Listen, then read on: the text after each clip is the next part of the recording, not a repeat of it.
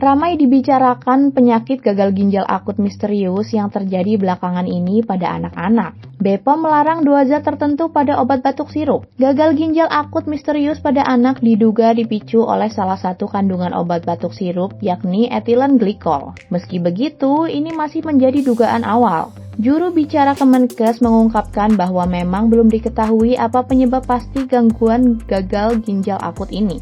Lantas, apa saja zat yang dilarang BPOM pada obat batuk sirup? Sebelum nonton videonya, jangan lupa like, comment, subscribe, share, dan nyalakan lonceng notifikasi supaya tidak ketinggalan video terbaru dari Nakita.